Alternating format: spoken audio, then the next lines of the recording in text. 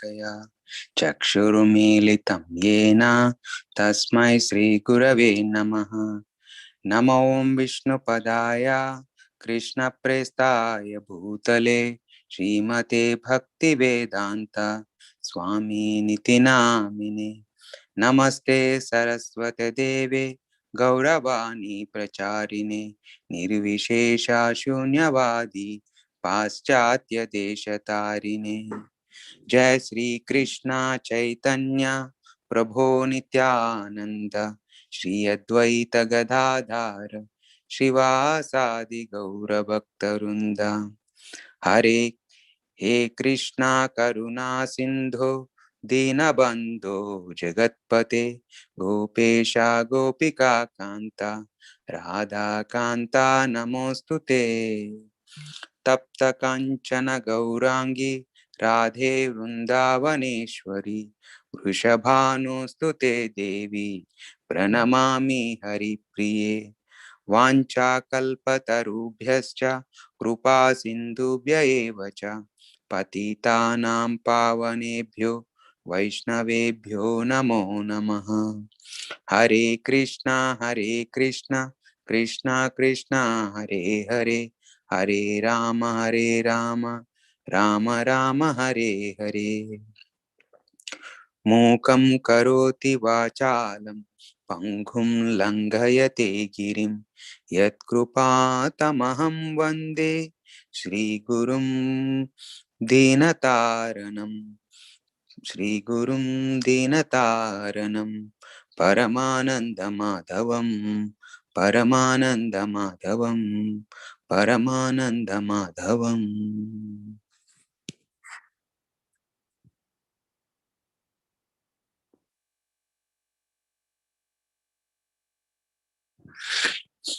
Om Namo Bhagavate Vasudevaya. Om Namo Bhagavate Vasudevaya. Om Namo Bhagavate Vasudevaya.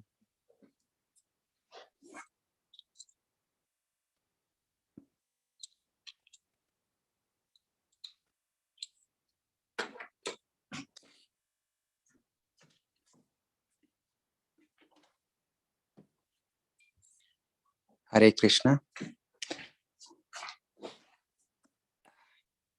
Thank you very much for joining for today's Bhagavatam class. So today we are reading Canto 1, 12th chapter, 21st shloka. Are you going to share the screen, Prabhu? Or? I'm having a little bit trouble on my phone, Prabhu. One second.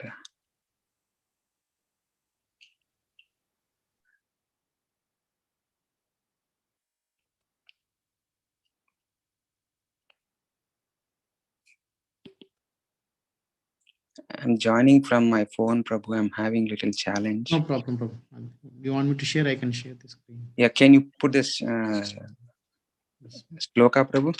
Yeah. Thank you very much, Prabhu.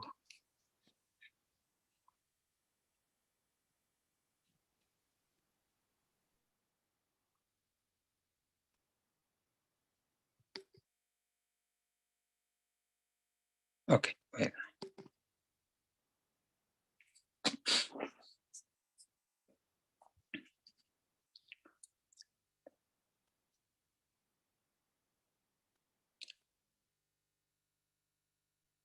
Dhanvinam agranir esha tulyas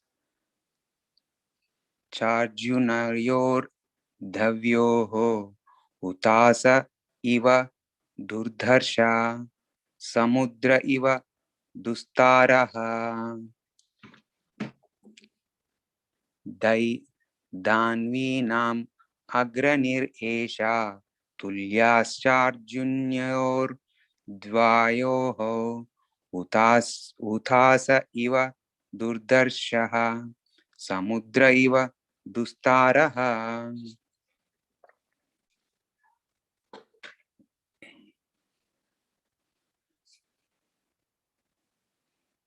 Danvi Nam of the great bowmen,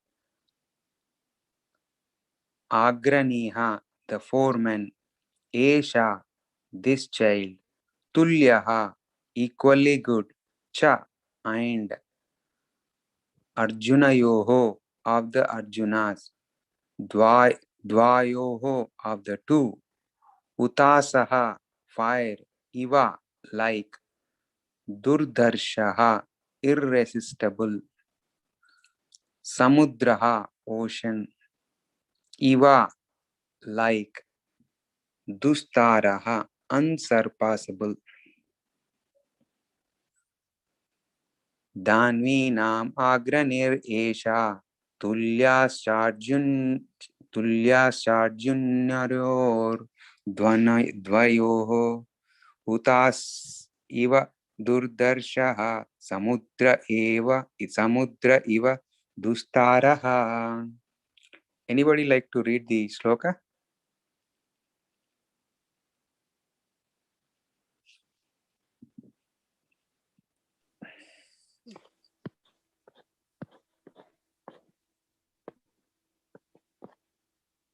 Not able to see the sloka, Prabhu.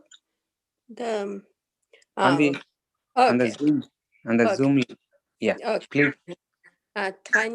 Tanvinam agraniriyasha tulyascharjunayortvayo hudasha iva durtarshaha samudra iva dustaraha.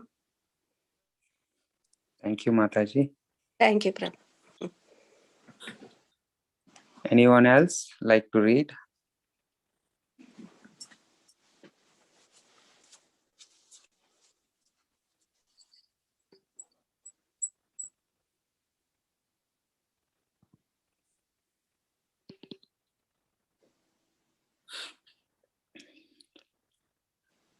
Okay. Translation. Amongst great bowmen, this child will be as good as Arjuna. He will be as irresistible as fire and as unsurpassable as the ocean. So, purport by Srila Prabhupada. So, the background for this shloka, Yudhishthir Maharaj is inquiring with all the Brahmanas about the qualities of the newborn child, Parikshit Maharaj. So, as a leader, he is also looking the next king, what are his qualities? How, because obviously the successor for him, he want to know the qualities, because he want the ruling of the ruler, and the next ruler should be as good as what he is. So the ruling of the country should be passed on to the generation to a capable person. So that was the anxiety or the inquisitiveness that Yudhishthira Maharaj had. So that is the reason he is inquiring about the qualities. But in fact, the Parikshit Maharaj, if we briefly look at his birth, he was saved by the Lord, Supreme Lord by himself. When he was in his mother's womb, he protected from the Pashupata Astra that was targeted at him. So from that act itself, it is very clear that he had the blessings of the Supreme Lord. So what to speak of doubting or suggesting or thinking about the qualities of that child. But yet, Yudhishthira Maharaj was inquiring about the qualities, the characteristics of the child. So in that connection, it is described about his quality. So in this particular shloka, it is said that he is compared with Arjuna's And then two Arjunas. One is the Arjuna that we see in the Mahabharata, and other one is Kartavira Arjuna. So both are great warriors. And Prabhupada in detail, he gives the the great qualities and a flash background about the Arjuna uh, as we see in the Mahabharata. So it's very nice. So I will go through the purport and then wherever some thoughts, I will try to expand on that. So purport by Srila Prabhupada. In history, there are two Arjunas. One is Kartavirya Arjuna, the king of Aihayana, and the other is the grandfather of the child. Both the Arjunas are famous for their bowmanship, and the child Parikshit is foretold to be equal to both of them, particularly in fighting. A short description of the Pandava Arjuna is given below. So, as I was saying, he is compared to those two Arjunas. So, by hearing this, Yudhishthir Maharaj should have felt very comfortable because it is said that he is as good as these two Arjunas. So, that itself is giving a great assurance to him that he is going to be a very capable and ruler. So now uh, Prabhupada is giving an account of the Pandava Arjuna. So, so, so Pandava Arjuna, the great hero of the Bhagavad Gita, he is the Kshatriya son of Maharaj Pandu. Queen Kunti Devi could call for any one of the demigods, and thus she called Indra, and Arjuna was born by him. Arjuna is therefore a plenary part of the heavenly king Indra. He was born in the month of Falguna, February and March, and therefore he is also called Falguni. When he appeared as the son of Kunti, his future greatness was proclaimed by air messages, and all the important personalities from different parts of the universe, such as the demigods and Gandharvas and the Adityas from the sun globe, and Rudras and the Vasus and Nagas, the different rishis of importance, and the Apsarasas, the society girls of heaven, all attended the ceremony. The Apsarasas pleaded everyone by their heavenly dances and songs. Vasudeva, the father of Lord Krishna and the maternal uncle of Arjuna, sent his priest representatives, Kashyapa, to purify Arjuna by all the prescribed samskaras or reformatory process. His samskara of being given a name was performed in the presence of the rishis, residents of Shatasringa. He married four wives: Draupadi, Subhadra, Chitrangada, and Ulupi, from whom he got four sons of the names Shrutakirti, Abhimanyu, Babruvahana, and Iravan, respectively. So, briefly, here in this paragraph, Srila Prabhupada is giving the how Arjuna born. So, we all know that when Mother Kunti, she was before marriage, when she was serving the um, serving this uh, Muni, Durvasa Muni, he was very pleased because we all know that Durvasa Muni is very difficult, is very angry when things are not performed according to his wish. So people, scared to serve him. And when he was visiting the kingdom, her father gave the responsibility to serve him. So she was very meticulous and serving very nicely. So Durvasa Muni was very happy with the service of the Kunti Devi. So then he said, he gave this boon. Uh, and then she doesn't have any desire for anything. So she just said, I'm happy what I have. So then he, being Durvasa Muni, he knows he is a Trikala Jnani. So he knows what is the future also. So then he gave this mantra, and then he said, with this mantra, you can achieve anything. You can please anybody, or whatever you want, that your desire can be fulfilled. So knowing the future, he gave this mantra. So he got that.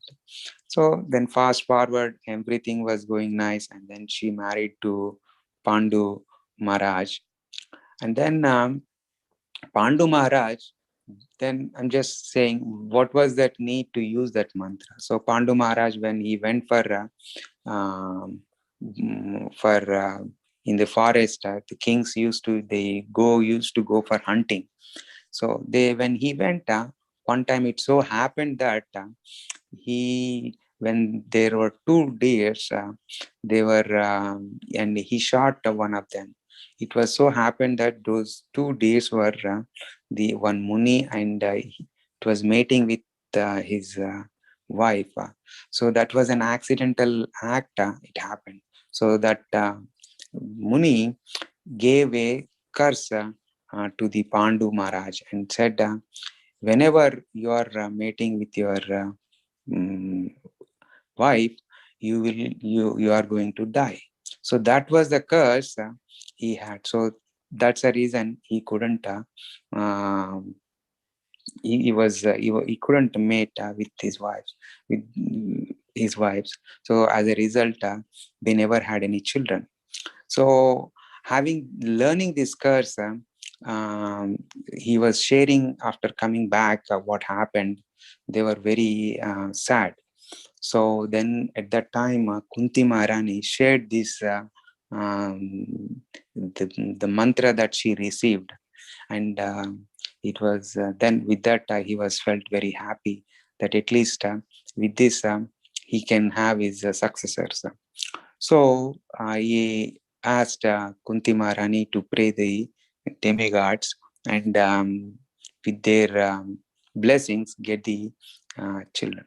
So then Kunti Maharani first Yamadharmaraj, he prays for him, and then with his blessing, she gets Yudhishthir Maharaj, and then Vayudev, Bhima, and then finally Indradev, Arjuna. So then Pandu Maharaj had two wives, right? Kunti and Madhuri. And then Madhuri also wanted this one. So she also gives that one. So then Nakula Sahadeva comes. So that's how this mantra played a role in the Mahabharata. So one may understand this is the Pandavas. They are not demigods from any physical existence, a physical attachment with this. It happened with their power, their amsha. We say amsha, right? That's how the devatas, whether it is Yamadharmaraj or Vayu or Indra or Ashwini devatas, they just empowered her with their amsha. So it cannot be compared like a mundane material physical attachment these were born. So that is totally a wrong understanding. So this is something we have to be very clear. So here that's so now particularly with Indra's Amsha, with his boon, he appeared. So, and then so another thing I want to highlight in this paragraph about samskaras.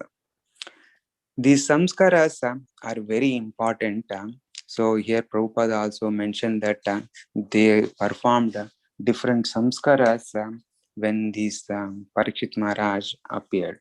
So it is in the Vedic culture, it is a practice recommended, and also we throughout the our scriptures we see this performing these samskaras from time to time.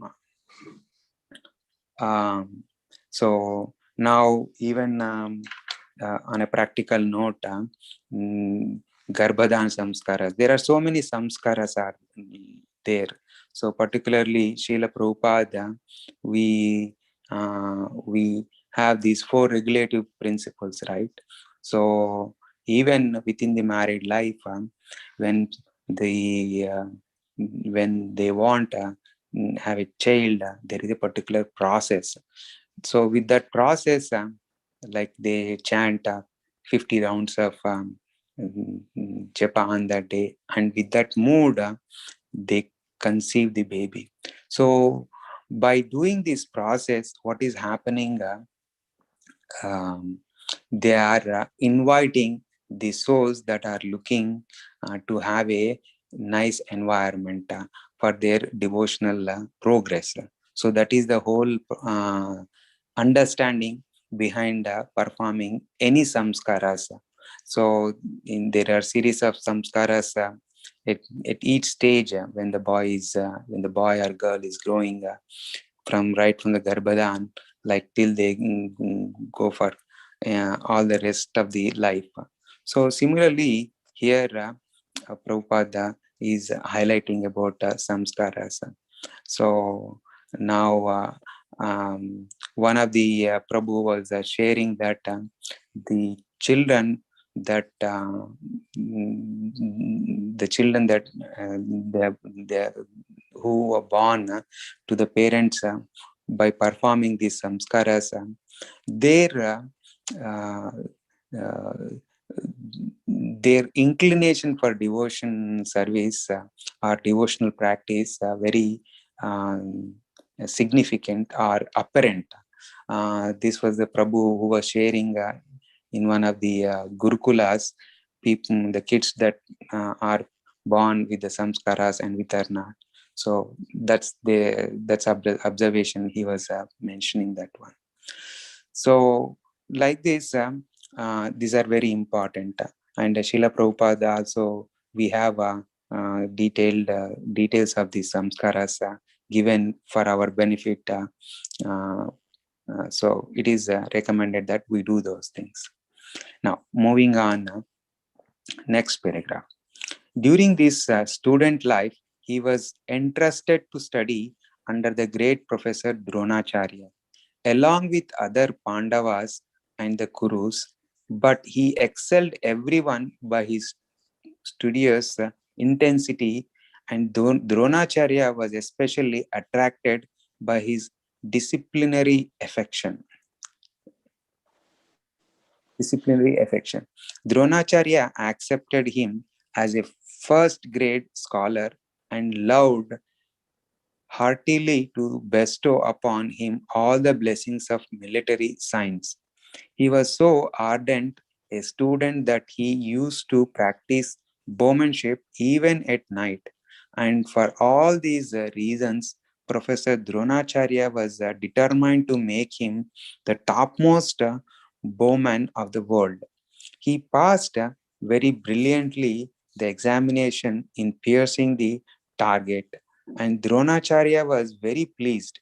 Royal families at Manipura and Tripura are descendants of Arjuna's son Babruvahana.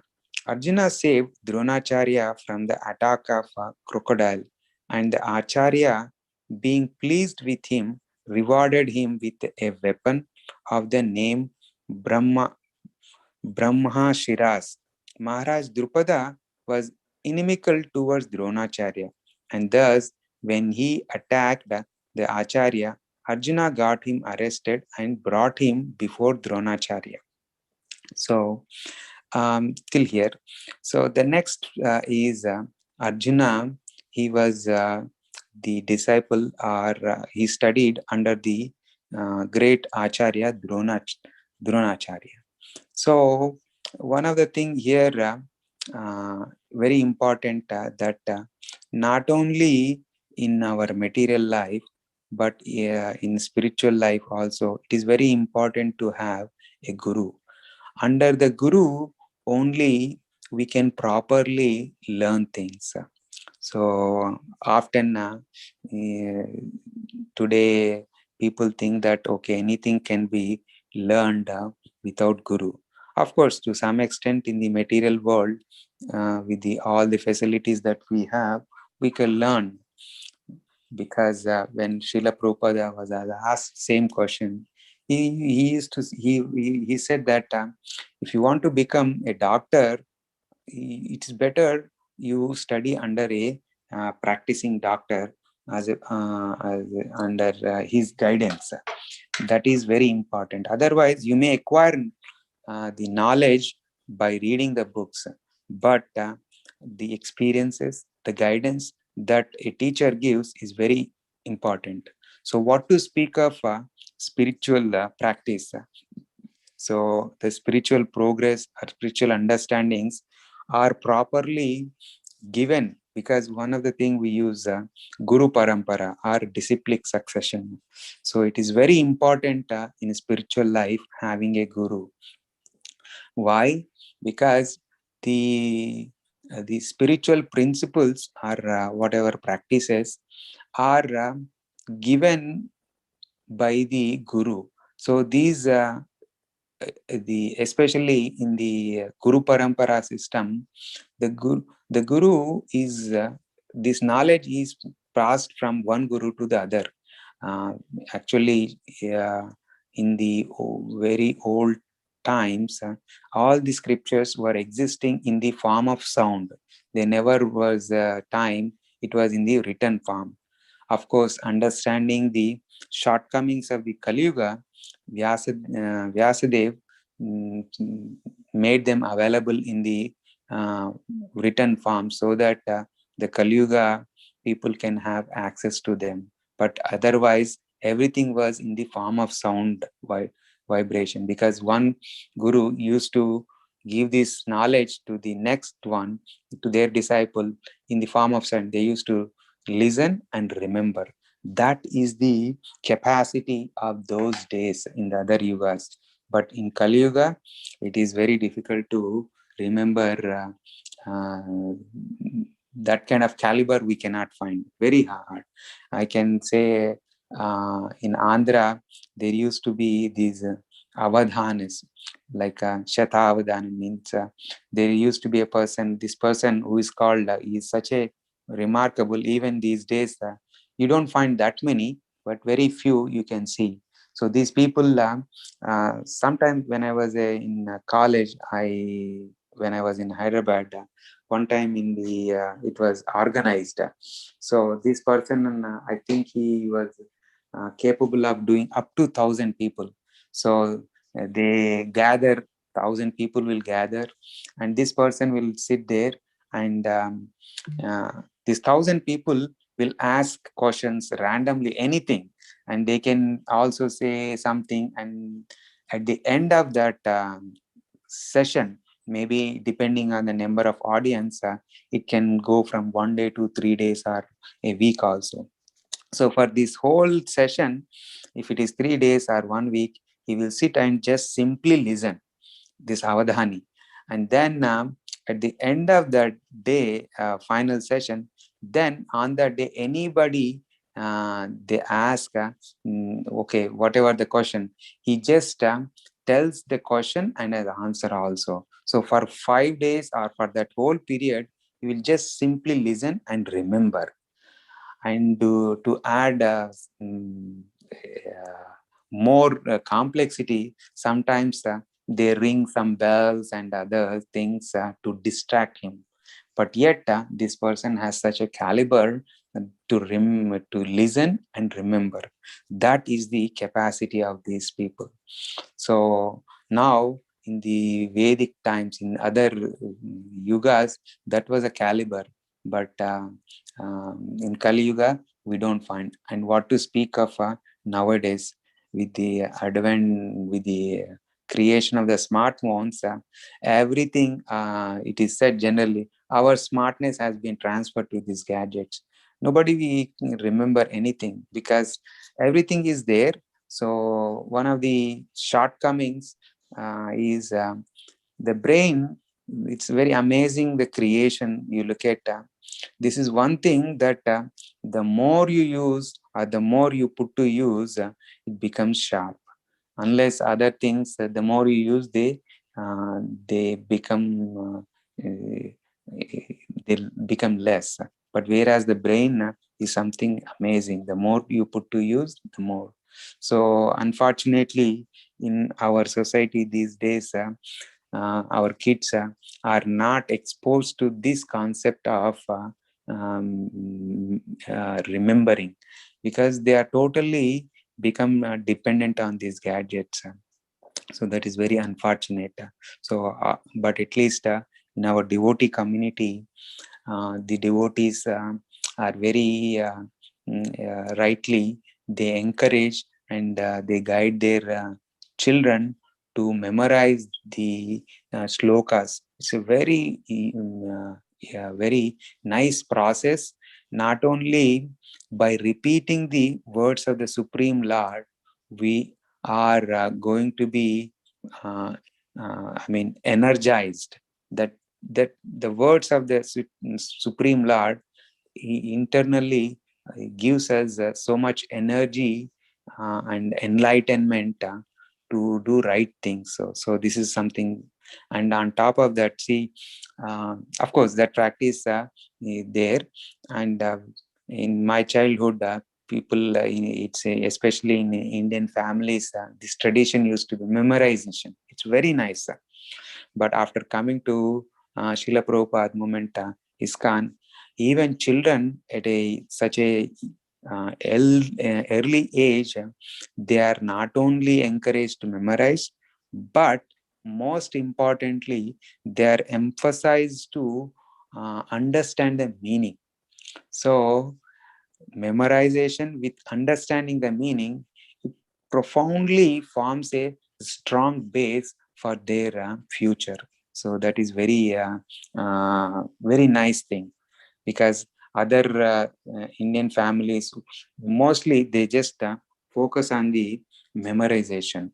The kids are not, I'm not saying everybody, but most of the people that I have seen, their parents encourage them to memorize, but not emphasizing on the meaning.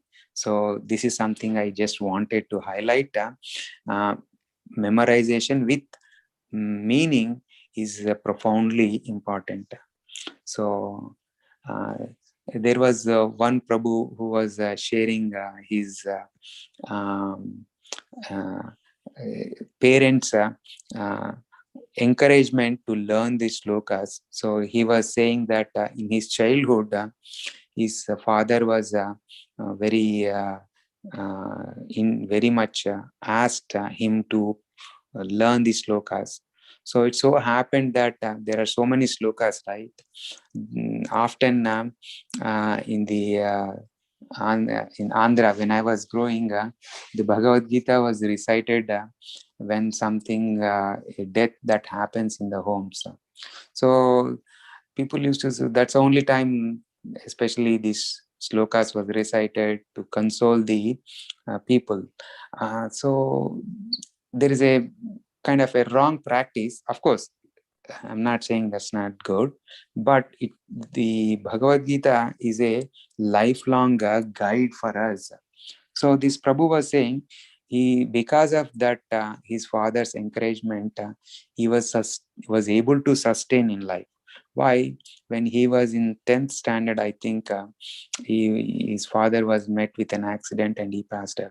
So when he heard that news, the strength that he gained is because of the shlokas. So immediately those shlokas came to his mind, and then he was contemplating about that. So he was not that morose, and in fact he was sober, how he can carry out his responsibility to take care of the family.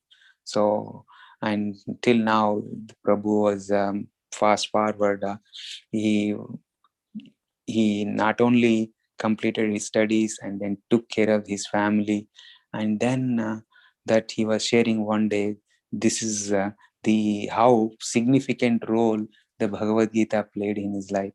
So, and imagine even on our Bhagavad Gita as it is, if you look at backward, one time Mahatma Gandhi also shared that whenever a problem that haunts him, he simply opens the Bhagavad Gita and randomly selects a sloka, and it gives a ray of hope and a direction for his problem. That is uh, the the what do you call um, the significance of the Bhagavad Gita. So it's very important. So I just wanted to, on the note of samskaras, and then how important these memorization of the slokas of the Supreme Lord, particularly Bhagavad Gita, a practical book that we could use. Okay, now continuing, he besieged the city of the name Achitra belonging to Maharaj Drupada, and after taking it over, he gave it to Dronacharya. The confidential treatment of the weapon Brahmashiras was explained to Arjuna, and Dronacharya was promised by Arjuna that he would use the weapon if necessary when he, Dronacharya, personally became an enemy of Arjuna. By this, the Acharya forecasted the future battle of the Kurukshetra, in which Dronacharya was on the opposite side. Maharaja Drupada, although defeated by Arjuna on behalf of his professor Dronacharya, decided to hand over his daughter Draupadi to his young combatant. But he was disappointed when he heard the false news of Arjuna's death in the fire of a Shalak house intrigued by the Duryodhana. He therefore arranged for Draupadi's personal selection of a groom who could pierce the eye of a fish hanging on the ceiling. This trick was especially made because of only Arjuna could do it, and he was successful in his desire to hand over his equally worthy daughter to Arjuna. Arjuna's brothers were at that time living incognito under agreement with Duryodhana, and Arjuna and his brothers attended this meeting of Draupadi's selection in the dress of Brahmanas. When all the Kshatriya kings assembled saw that a poor Brahmana had been garlanded by Draupadi for her lord, Sri Krishna disclosed his identity to Balarama. So look at this. One other thing is Dronacharya had this he was asked, he had this embarrassment by the Drupada. They were two friends, but it so happened that when they were in the Gurukula, Drupada said, whenever you come to me, I'm going to give you half of my kingdom.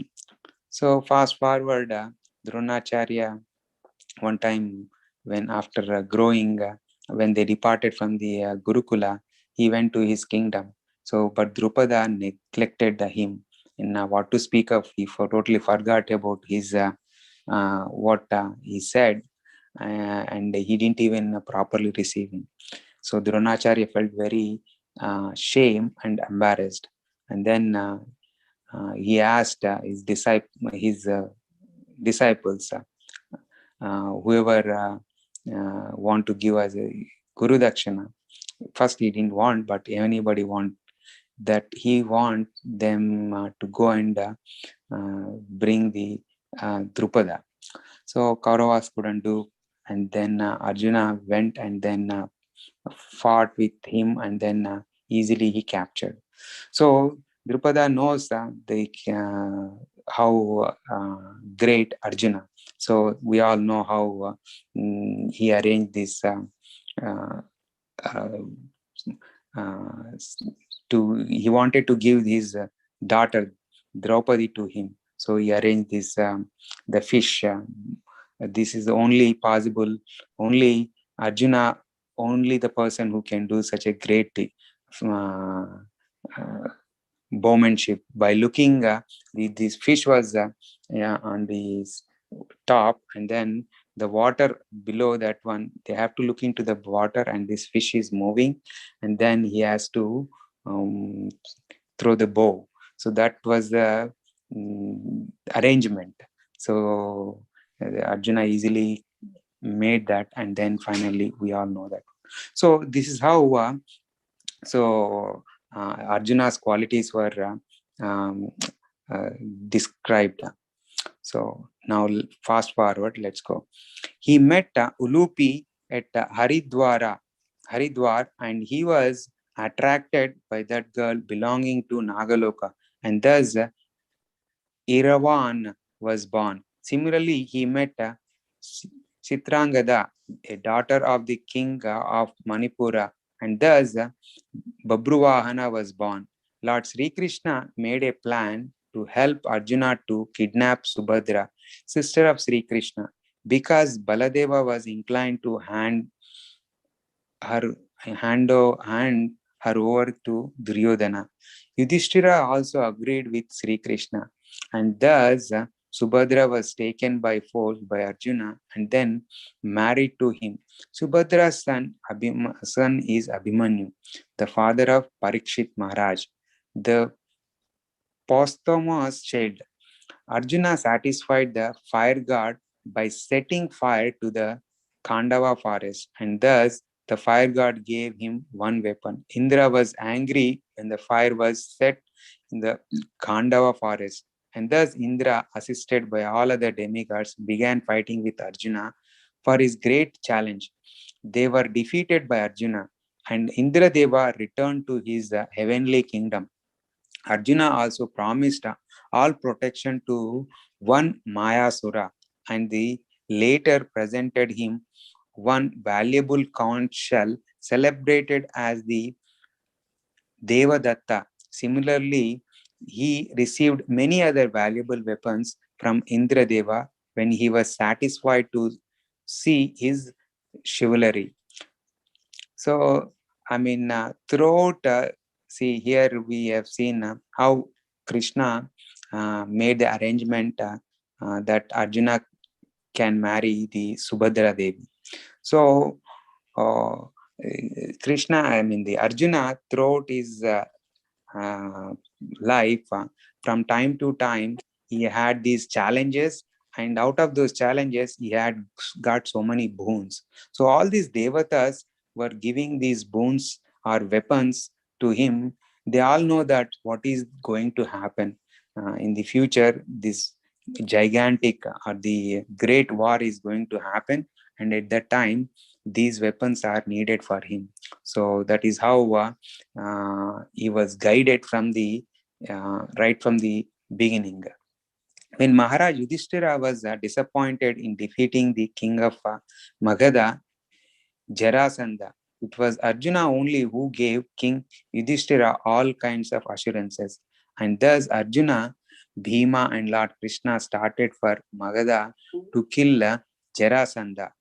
When he went out to bring all other kings of the world under subjection of the Pandavas, as was usual after the coronation of every emperor, he conquered the country named Kalinda and brought in subjugation King Bhagadatta. Then he traveled through countries like Antagiri, Ulukupura, Ulukapura, and Madhapura, and brought under the subjugation of all other rulers. So after this Indraprastha, so Yudhishthira Maharaj went on going to different kingdoms, and so he is expanding his kingdom. So sometimes he underwent severe types of penances, and later on he was rewarded by Indradeva. Lord Shiva also wanted to try the strength of the Arjuna, and in the form of an aborigine, Lord Shiva met him. There was a great fight between the two, and at last Lord Shiva was satisfied with him and disclosed his identity. Arjuna prayed to the Lord in all humbleness, and the Lord, being pleased with him, presented him the Pashupata weapon. He acquired many other important weapons from different demigods. He received a Dandastra from Yamaraj, Pashastra from Varuna, and Antardhanastra from Kuvera, the treasurer of heavenly kingdom. Indra wanted him to come to the heavenly kingdom, the Indraloka planet beyond the moon planet. In that planet, he was cordially received by the local residents, and he was awarded reception in the heavenly parliament of Indradeva. Then he met Indradeva, who not only presented him with his Vajra weapon, but also taught him the military and musical science as he used in the heavenly planet. In one sense, Indra is the real father of Arjuna, and is therefore indirectly he wanted to entertain Arjuna and with the famous society girls of heaven, Urvasi, the celebrated beauty. The society girls of heaven are lusty, and Urvasi was very eager to contact Arjuna, the strongest human being. She met him in his room and expressed her desires. But Arjuna sustained his unimpeccable character by closing his eyes before Urvasi, addressing her as mother of Kuru dynasty and placing her in the category of his mothers Kunti, Madri, and Sachi Devi, wife of Indradeva. Disappointed, Urvasi cursed Arjuna and left. In the heavenly planets, he also met a great celebrated ascetic Lomasha and prayed to him for the protection of Maharaj Yudhishthira. So, like this, yeah, Arjuna acquired so many weapons, and also he went, whatever the curse he received from Urvasi was helpful, especially when they went exile on the last year of the exile, where Ajnata was. He was, the Pandavas uh, should not be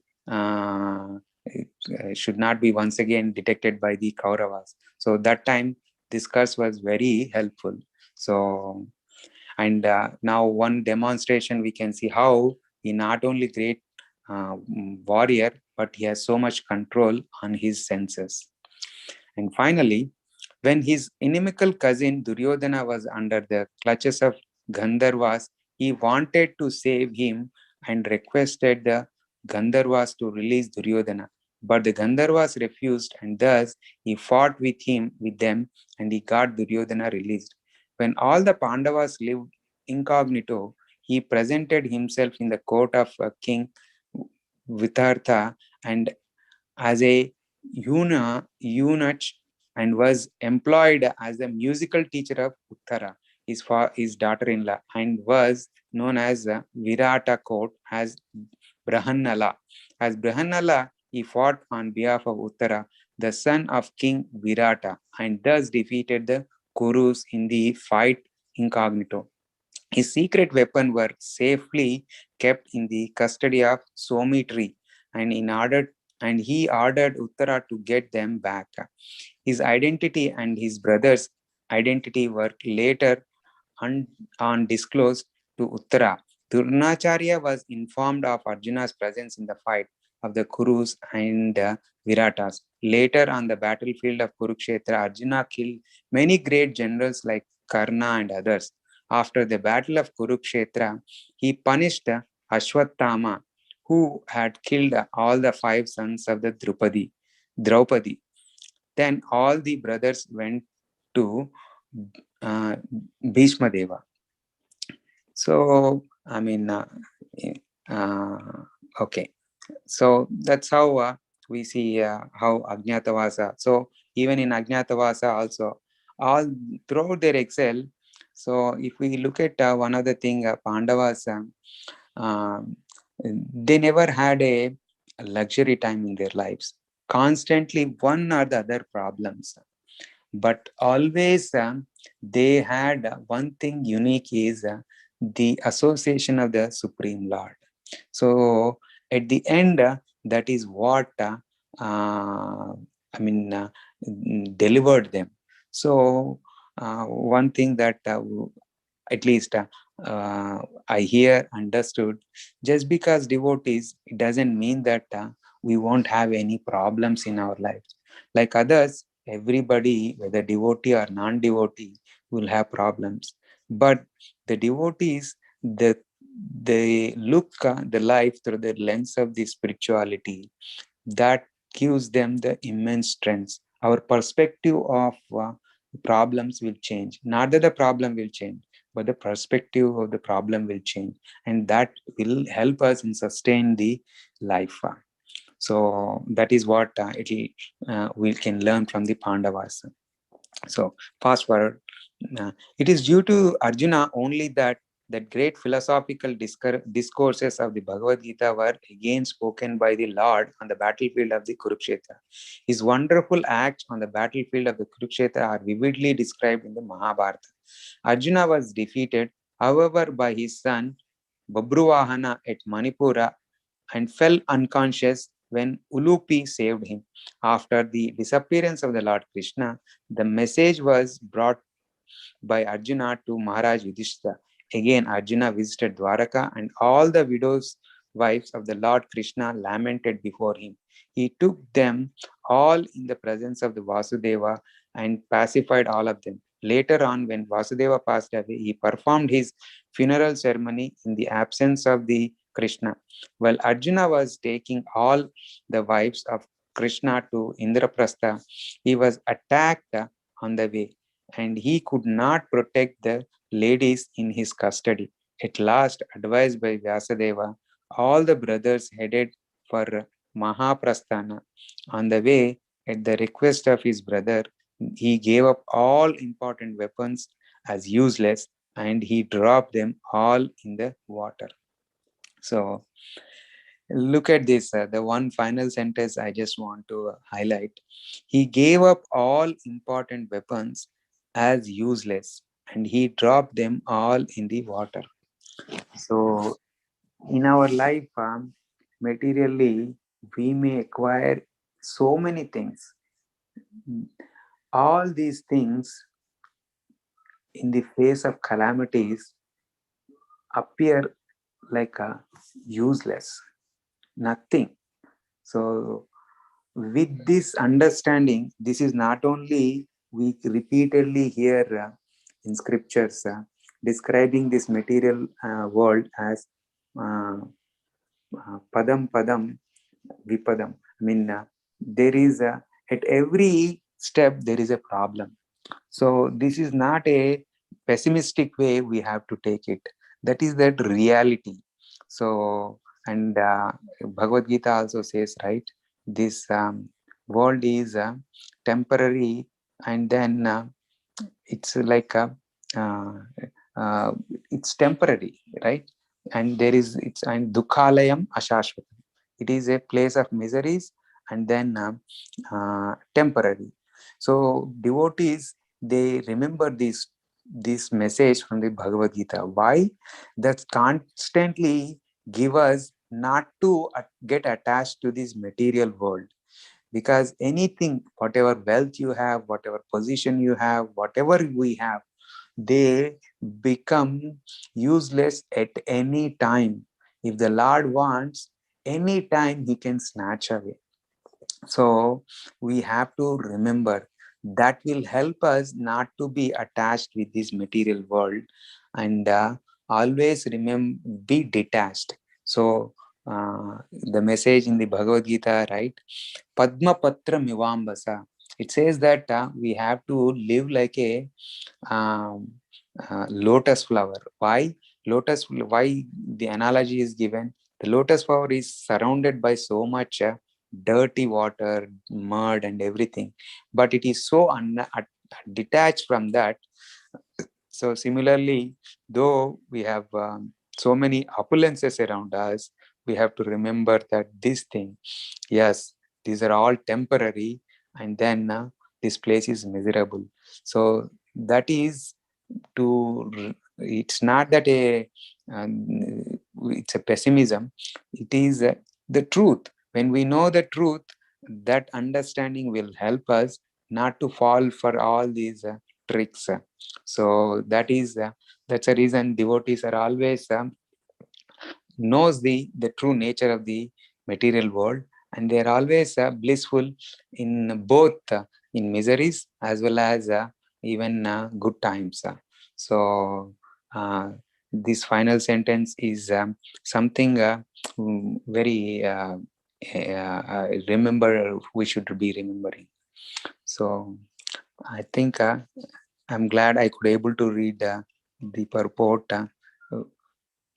this time. Okay, I will leave it here. Hare Krishna. Thank you very much for joining the call. I will end here. Om Namo Bhagavate Vasudevaya.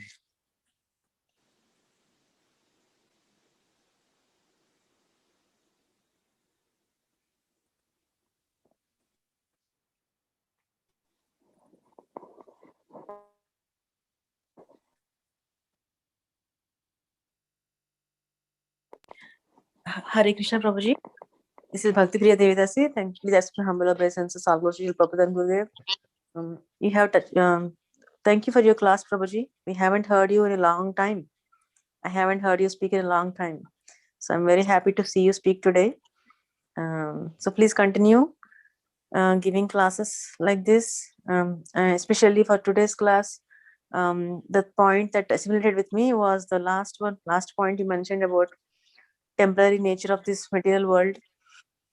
Anything we acquire, it doesn't stay for long, and the Lord is supreme, all powerful, where we are plugged into, right? He can pull the plug anytime, when that is necessary. So that was very touching for me. Thank you very much, Prabhuji. Hare Krishna. Thank you, Mataji. Sorry I couldn't do this service with the health issues, but now I'll try to start doing that, Mataji. Thank you for encouraging words. So, and practically also, I have seen so long on a practical note also, I never had any health problem, but all of a sudden these things comes.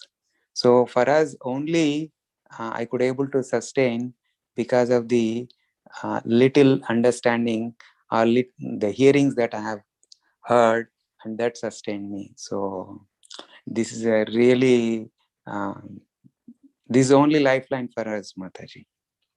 That's all I can share. Thank you so much, Prabhuji. Hare Krishna. I will end the call now. Hare Krishna. Anybody want to comment or anything? Hare Krishna, Prabhu. Dandavat Pranam, all glories to Srila Prabhupada.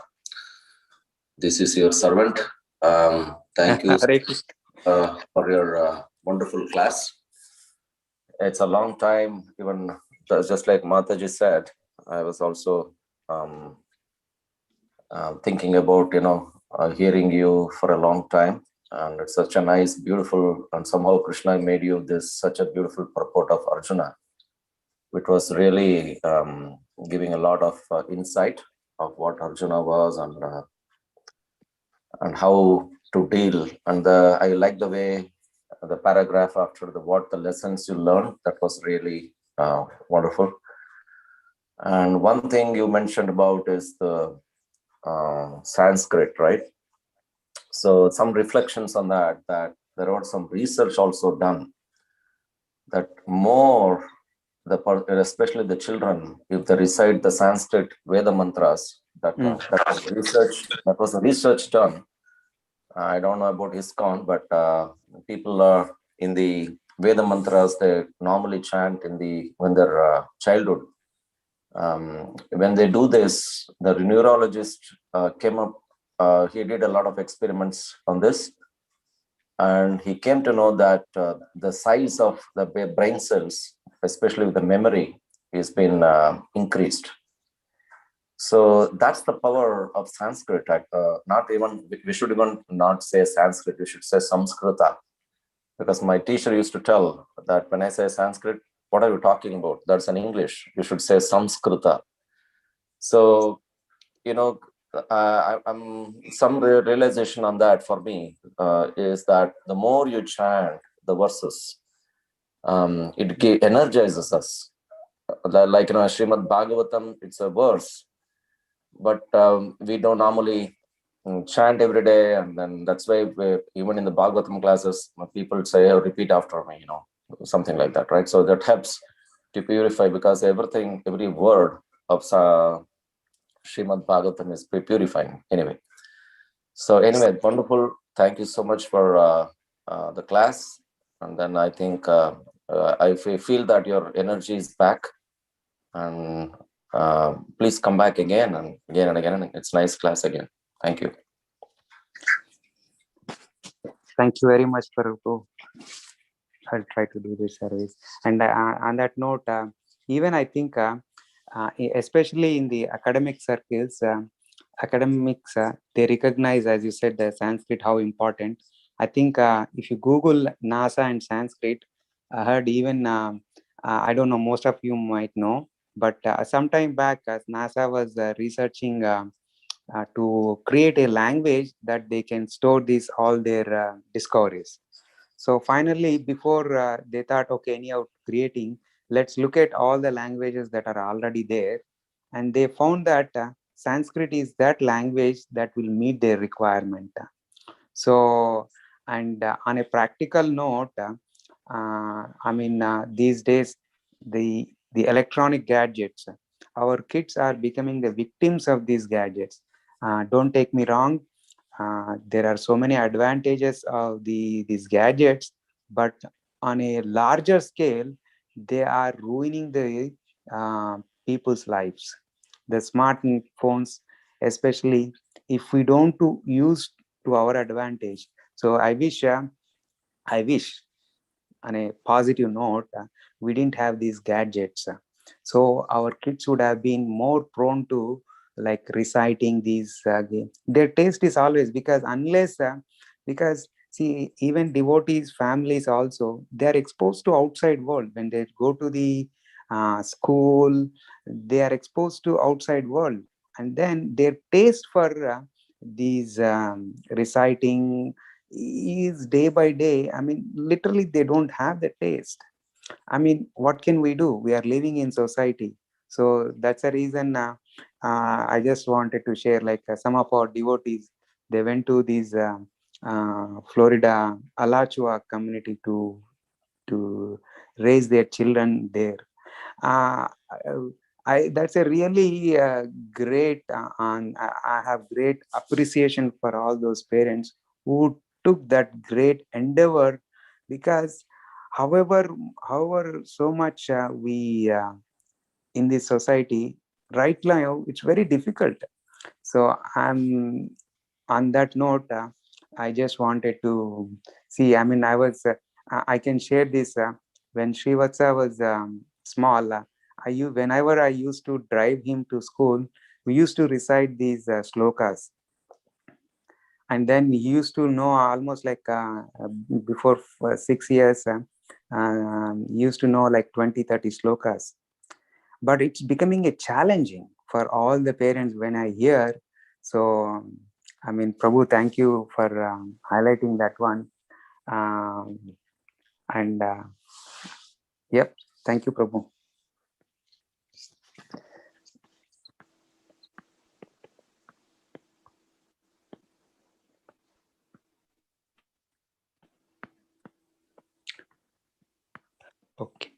Okay, I think I will, unless somebody want to share their thoughts, anything to add.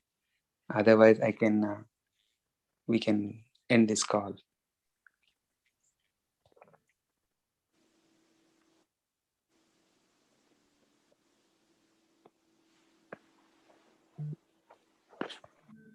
Thank you, Prabhu. It was a nice class. Hare Krishna, Prabhu. Hare. Great. It's about lot of details about Arjuna and the way you explained it after each paragraph. And then at the end also, the last point, Arjuna, how he threw all the weapons, and Krishna can take away at any moment. That's what we have. And the importance of Sanskrit language. Thank you so much, Prabhu. It was nice. Hare Krishna, Prabhu.